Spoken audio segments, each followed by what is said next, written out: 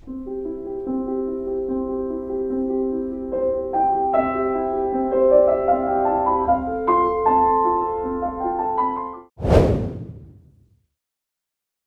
thought about this quite a bit. I think I've always told people that Pinot Noir is perhaps the best storyteller and for grapes, that it gives you the most pure reflection of what's happened to it.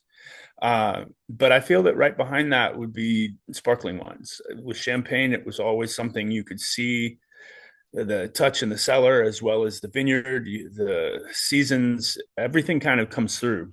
And both Megan and I enjoy sparkling wine quite a lot.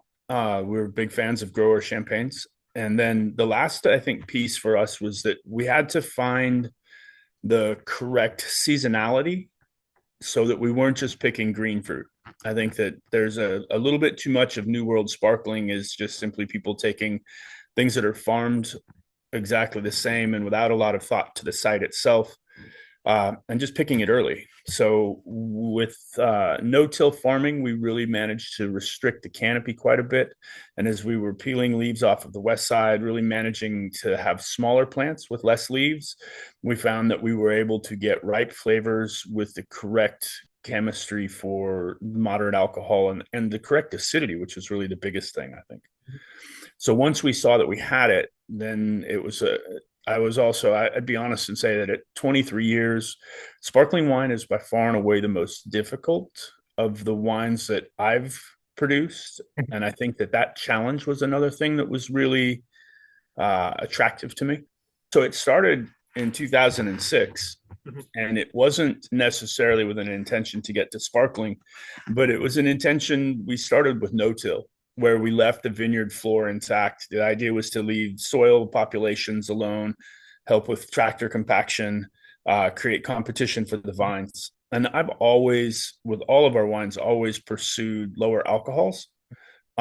So I think that we, without necessarily working to with an end goal of sparkling at that time, a lot of the motivations were things that moved us in the right direction.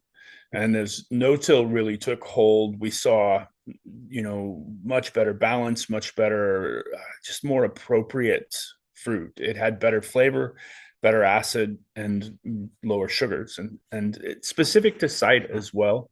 There are sites that are cooler. Whistling Ridge and Temperance Hill both fall into that category.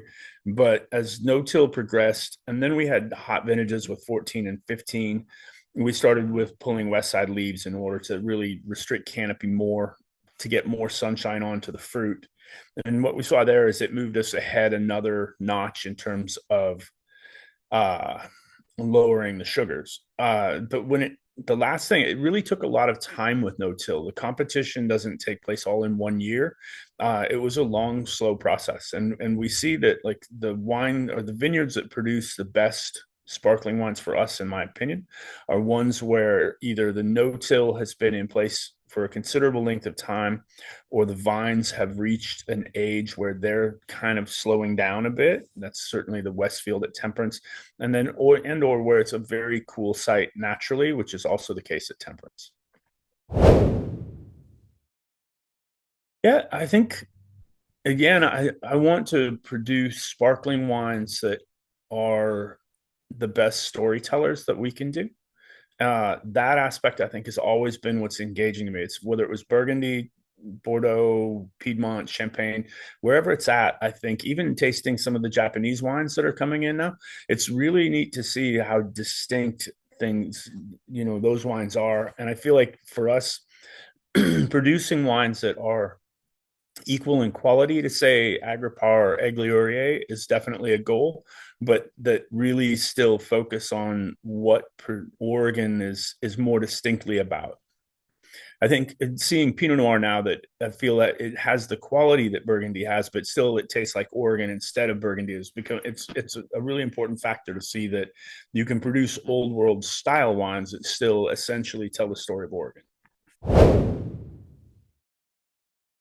Oh my gosh, all of them. You really have to be tight on the farming. You have to become comfortable. We're very, as a society here, we view things then you look at plants that are vibrant with lots of leaves and a big canopy, and people feel like that's good. And getting people to work against that is very much a challenge. Getting the work executed to do it is also a challenge. And then once you get the fruit in, it's your margins with sparkling wine are the most minimal. The Because of the effervescence, it shows all the flaws, like it pushes them out.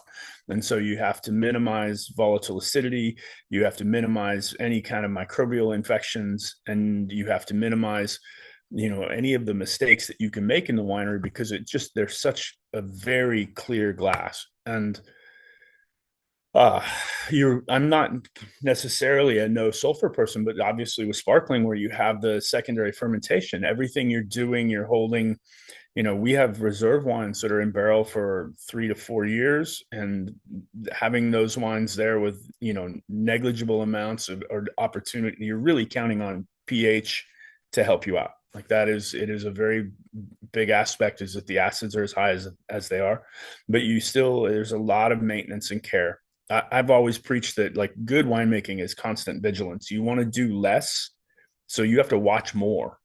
Um, and that aspect of it, I think, is really magnified with sparkling.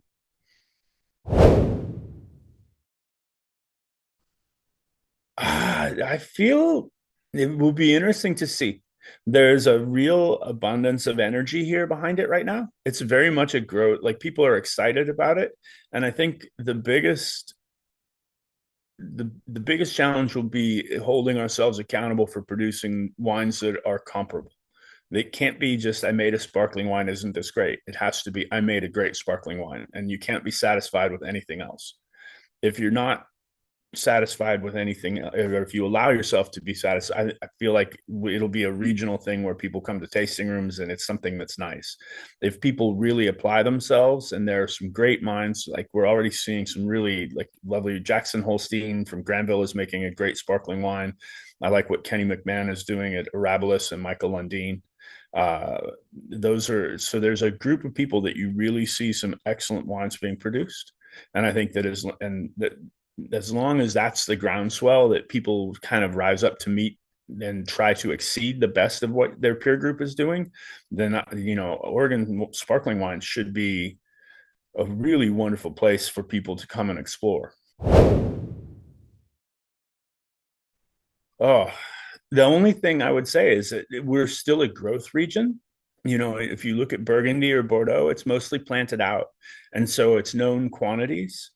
Um, with Oregon, the problem that we have, and it's a good problem to have, is that we're, you know, when there's enthusiasm, then there's young vines. And then and I think sorting through and saying, which vineyards stand out and which are, even if they don't stand out yet, but like it's with Oregon Chardonnay, we see this, like Chardonnay really caught fire. And the next thing you know, there's twice as many acres of Oregon Chardonnay planted as there were 3 years ago. Well, that means that half of the fruit is all third, fourth, fifth leaf. It's very young vines. And I think that if the styles that are available in Oregon, there's so much to explore. It's a very wide ranging. It's more almost like we lean to Burgundy for Pinot Noir and Chardonnay, but I feel like when you look at the growing, it's more like the Loire. There's lots of little fun things that are very, very good. So I would just say that people, like, don't be put off by a bad experience, and don't, like, just stay the course to continue to explore the wines. You'll find things that are absolutely wonderful.